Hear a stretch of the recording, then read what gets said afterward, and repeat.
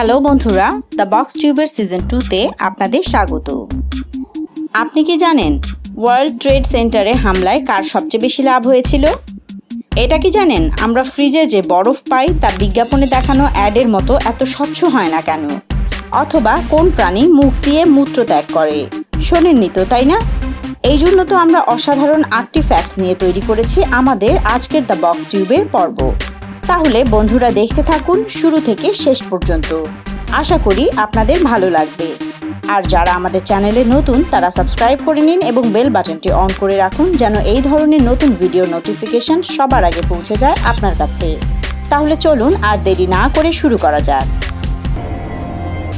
Fact 1। বন্ধুরা, 9/11-এ world trade সেন্টারে হামলার কথা কে ভুলতে পারে? আপনাদের মনে আছে নিশ্চয়ই।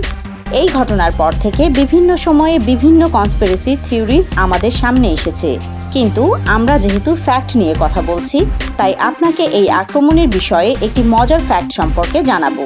দেখুন তো এটি জানার পর আপনি অবাক না হয়ে থাকতে পারেন কিনা।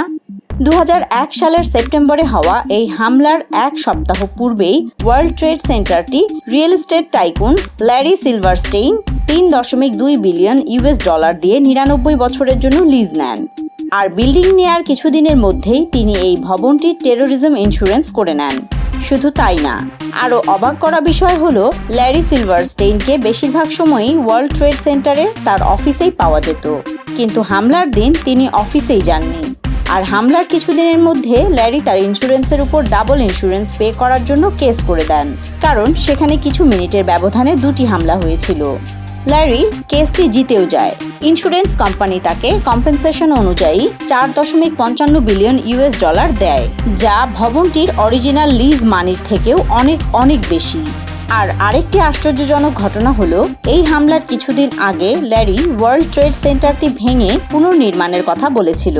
তাহলে বন্ধুরা, আমাদের এই ফ্যাক্টসে দেখতে পাচ্ছি ওয়ার্ল্ড ট্রেড সেন্টার ধ্বংসের সবচেয়ে বেশি লাভ হয়েছে এর মালিকের।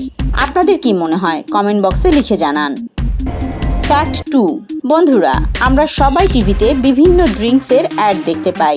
সেই অ্যাডে আমরা যে বরফের টুকরোগুলো দেখি সেগুলো খুবই স্বচ্ছ, কিন্তু বাস্তবে আমরা ফ্রিজে যে বরফ জমাই সেগুলো এত স্বচ্ছ হয় না। মাঝে মাঝে সাদা সাদা অস্বচ্ছ অংশ থাকে। কারণটি হচ্ছে বরফের টুকরোর মাঝে থাকা এই সাদা আবরণ পানিতে থাকা নাইট্রোজেন গ্যাস আর অক্সিজেন গ্যাসের মিশ্রণের কারণে হয়ে থাকে। তাই বরফের টুকরোগুলো টিভির অ্যাডের মতো স্বচ্ছ হয় না। কিন্তু আপনি যদি স্বচ্ছ বরফের টুকরো করতে চান তাহলে আরও একটি লাইফ হ্যাক রয়েছে। যদি পানিটি বরফ করার পূর্বে পানিকে ভালোভাবে ফুটিয়ে নেন তাহলে এই গ্যাস পানি থেকে বাষ্প হয়ে যাবে, আর সেই পানিকে যদি আপনি ফ্রিজ করেন তাহলে আপনি একটি স্বচ্ছ বরফের টুকরো পাবেন। কেমন লাগলো ফ্যাক্টটি? এরকম মজার আরও ফ্যাক্ট সম্পর্কে জানতে আমাদের চ্যানেলটিকে সাবস্ক্রাইব করে পাশের বেল বাটনটি অন করে দিন। ফ্যাক্ট 3। আমরা অনেকে ট্রেন যাত্রা করেছি, কিন্তু আপনি কি খেয়াল করে দেখেছেন ট্রেনে যে ঘুম হয় সেটা অনেক আরামদায়ক হয়? এটা জেনে আপনি অবাক হবেন যে এর পিছনেও বিজ্ঞান রয়েছে। ট্রেনের বগির সাসপেনশনের রেগুলার ফ্রিকোয়েন্সি ডিজাইনের সময় 72 BPM অথবা 1.2 হার্টজের কাছাকাছি রাখা হয়, কারণ এটাই আমাদের শরীরের ফান্ডামেন্টাল ফ্রিকোয়েন্সি আর হার্টবিট রেট। আর এটার কারণে আমাদের ট্রেনে এত সুন্দর ঘুম আসে। কি অবাক হলেন? যদি ফ্যাক্টটি ভালো লেগে থাকে ভিডিওটিতে একটি লাইক করে দেবেন। ফ্যাক্ট 4। বন্ধুরা, আপনারা নিশ্চয়ই দেখেছেন যে রাস্তার রোড ডিভাইডারের মাঝে গাছ লাগানো থাকে, কিন্তু কেন লাগানো হয় সেটা কি আপনি জানেন? যদি না জেনে থাকেন তাহলে এই ভিডিওটি দেখে আপনি জানতে পারবেন এর রহস্য। অনেকেই ভেবে নিয়েছেন এটা হয়তো রাস্তা ভাগ করতে ব্যবহার করা হয়, অথবা এটা রাস্তার সৌন্দর্য বৃদ্ধিতে লাগানো হয়। তাহলে আপনি এখনো সম্পূর্ণটা জানেন না। আসলে এদের কাজ হচ্ছে রাতে হাইওয়ের বিপরীত দিক থেকে আসা গাড়ির হেডলাইটের আলোর অবরোধ করা। যদি এই গাছগুলো না থাকে তাহলে মনে হবে যেন আপনি যেই লেন্থে গাড়ি চালাচ্ছেন সেই লেন্থ বরাবর গাড়ি আসছে, এবং দেখতেও অনেক অসুবিধা হয়। আর এই গাছগুলো আরও একটি কাজ করে থাকে, আর সেটা হচ্ছে প্রাণীদের যেখান সেখান দিয়ে রাস্তা পারাপারে বাধা দেয়া, যার ফলে অনেক দুর্ঘটনা থেকে রক্ষা পাওয়া যায়। ফ্যাক্ট 5। বন্ধুরা, কিছু বিজ্ঞানী চেষ্টা করে চলেছে মৃত ব্যক্তিকে জীবিত করার। এটা কি আদৌ সম্ভব? কিন্তু আমাদের ছবির জগতে এরকম জাদু অনেক দেখা যায়। আজকে আপনাকে এমন একটি মুভির কথা বলবো। মুভিটির নাম হলো Rogue One, a Star Wars story. এই ছবিটি 2016 সালে রিলিজ হয়। ভালো করে মনে রাখুন 2016 সালে।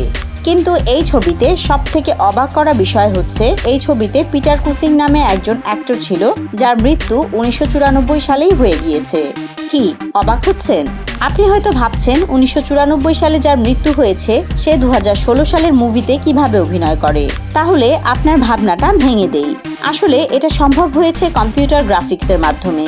যখন ডিরেক্টর ভাবলো যে এই মুভিতে পিটার কুসিংকে রিপ্লেস করা যাবে না, তখন গাই হেনরি নামে একজন অভিনেতার ফেস মাস্কিং করে এই পৃথিবী থেকে বিদায় নেয়া একজন অভিনেতাকে আবার জীবিত করে তোলে।